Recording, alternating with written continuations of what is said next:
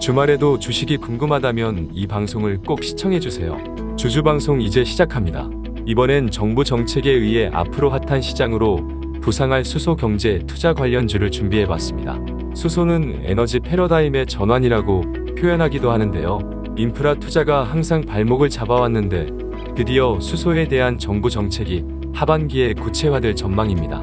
8월 11일 미국의 경우 1조 달러 1170조 원 규모의 사회 기반 시설 인프라 투자 법안이 통과됐는데요. 인프라 투자에는 도로, 교량, 수도, 친환경 인프라가 포함되어 있고 이 중 친환경 인프라의 수소 투자 부분이 담겨 있습니다.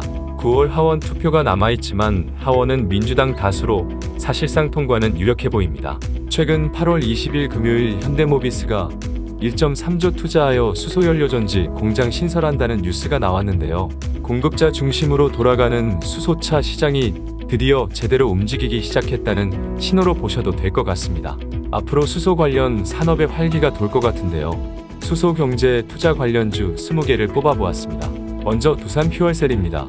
하반기 정부 정책이 구체화되며 안정적인 성장이 전망되는데요. 이연되었던 발주가 하반기에 나올 수도 있다고 합니다. 하반기에는 수소 생산 연료전지 시스템인 트라이젠 실물이 공개된다고 하며 2022년까지 수소 충전소 공개를 목표로 하고 있다고 하니 기대해 보셔도 좋을 것 같습니다. 두 번째로는 S퓨얼셀입니다.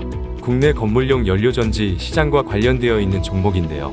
공공건물 신재생에너지 공급 의무 비율이 꾸준히 증가하고 있으며 제로에너지 건축, 의무화 등 각종 정책과 함께 맞물려 진행되고 있습니다. 수소 연료전지 사업에 관심이 있으신 분들은 꼭 체크하시기 바랍니다. 세 번째 종목은 현대모비스입니다. 현대자동차그룹이 다음 달 초 유럽과 한국에서 동시에 글로벌 시장을 겨냥한 수소사회 비전을 최초 공개하는데요. 수소연료전지 시스템 종합 생산 전용 라인을 구축한다고 밝혔습니다. 2022년까지 생산 능력을 4만 대로 확대한다고 하네요. 네 번째 종목은 현대로템입니다. 수소를 연료로 사용하는 수소트랩, 노면 전차 개발에 성공하였는데요. 2020년 3월부터 2023년 말까지 4.6km 구간 실증 운행이 이루어지게 됩니다. 미래 수소사회 비전 선포로 수소차 관련주로 부상하고 있는데요. 남북 경협주에서 수소차 관련주의 성격도 보일 것 같습니다. 다섯 번째 종목은 현대글로비스입니다. 2020년 10월 한국조선해양과 액화수소운반선 개발에 성공하였죠. 울산항만공사는 울산항 앞바다를 매립해 항만시설을 건설하며 현대글로비스는 해외 그린수소의 운송과 유통 업무를 수행할 예정입니다. 여섯 번째 종목은 현대제철입니다. 수소연료전지용 금속 분리판을 생산한다고 합니다.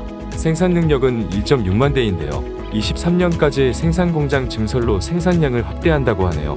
그리고 연간 3,500톤 규모의 수소를 생산 중이라고 하는데요. 부생수소 생산을 연 4만 톤까지 확대하겠다고 밝혔습니다. 일곱 번째 종목은 현대차입니다. 올해 미국 수소전기 트럭 엑시언트를 수출할 예정이라고 하는데요. 2023년부터 상용차 시장에 수소 트럭용 수소연료전지 시스템 공급할 거라 밝혔습니다. 현대차는 수소차, 전기차의 완성차 업체로 상용차 부분은 수소차가, 승용차 부분은 전기차로 사업을 이끌어가지 않을까 생각해봅니다. 여덟 번째 종목은 효성중공업입니다. 유럽 인프라 투자의 핵심이 수소인데요. 독일 기업인 린데그룹이 효성중공업과 손잡고 2023년까지 울산에 액화수소공장을 건설한다는 뉴스가 나왔습니다. 효성중공업은 신사업으로 상반기에 수소충전소 관련하여 300억 원 수주를 하였는데요. 정보 보조금도 증가할 것이고 충전소 대형화로 수익성 향상이 기대됩니다.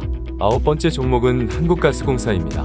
한국가스공사의 경우 수소사업본부를 설치해 조직을 확충하는 등 9월에 수소사업 비전과 전략도 발표할 예정인데요. 가스 배관망 설치와 소용량 운송 등 다양한 인프라 확충 방향이 있을 것으로 보입니다. 열 번째 종목은 코어로힌더입니다.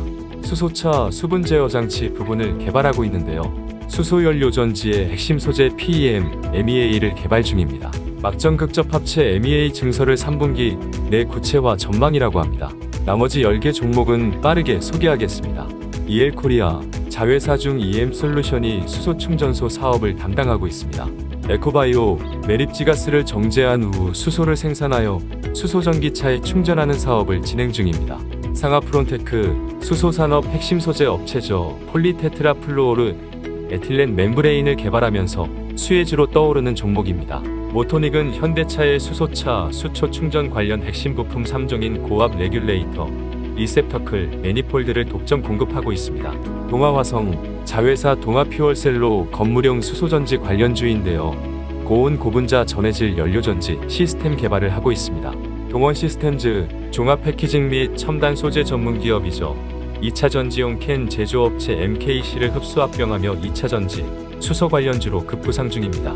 세종공업, 전장 부품 및 세종 EV를 통해 수소차양 금속 분리판 공급을 시작하고 있습니다. 평화산업, 현대차 수소차의 핵심 부품 중 하나인 연료전지, 스택 가스켓을 공급하고 있습니다. 인지컨트롤스, 현대차의 수소차의 온도를 제어하는 TMS 모듈 중 멀티밸브를 공급하고 있습니다. 효성첨단 소재, 수소차의 연료 탱크를 제조하는 핵심 소재로 탄소 섬유를 생산하고 있습니다. 오늘은 여기까지 하겠습니다. 해당 종목들이 정리된 파일은 자세히 보기란에 링크로 남겨놓겠습니다.